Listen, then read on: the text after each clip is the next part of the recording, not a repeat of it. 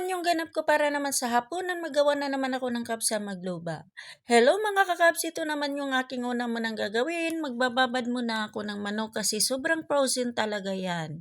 At yan naman dito muna ako, nagready naman ako ng aking mga gulay para sa aking gagawin sa pagpiperito. At nung natapos na nga balatan, ay syempre hugasan yan para naman ay akin yang gayat-gayatin.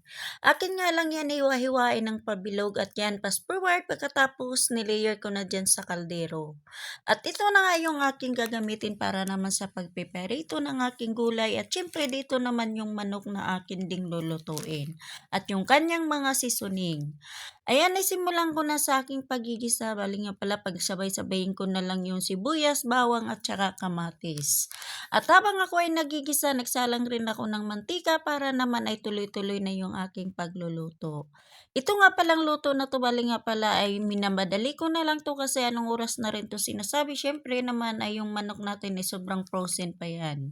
Ayan nga pala, habang ako ay nagigisa dyan, yung mantika ko nga na pala sinasalang ay mainit na at yan nga ay tinagyan ko na rin ng tubig para naman akin muna yung papakuluan sa kalahating oras. At dito naman ako sa aking pagpipirito habang ako ay nagpapakulo ng manok, 'di ba? Tuloy-tuloy yung aking pagluluto, wala kang masasayang na oras.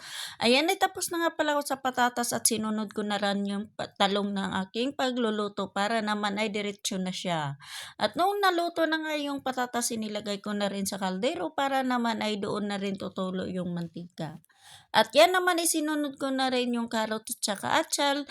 Sobrang bango talaga pag lalo mo siyang piniperito at yung ganitong paraan ng pagluluto ng magluba. Ang pagluluto nga pala ng magluba ay hindi pare-parehas. Pwede mo naman ibahin pero depende rin yan sa amo. Kung ano yung kasanayan nila doon ka na hindi yung paulit-ulit ka pa. Pero pwede mo naman bawasan sa mga seasoning niya, pero yung pagluluto mo kung saan sila komportable doon, doon ka lang dapat sa pagluluto ng ganoon. Para naman ay hindi naman sila maiba-iba yung lasa.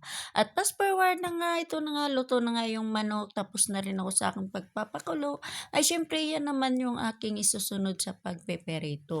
At meron na nga rin pala akong bigas na binababad. Ay syempre, inuhugasan ko na para naman ay akin na rin ilalagay dyan sa ibabaw ng manok na aking piniperito.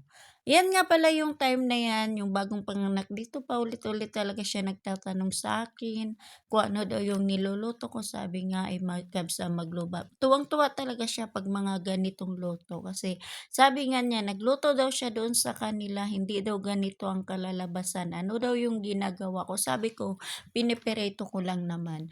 Ayan nga pala, fast forward ulit, tapos na nga pala ako sa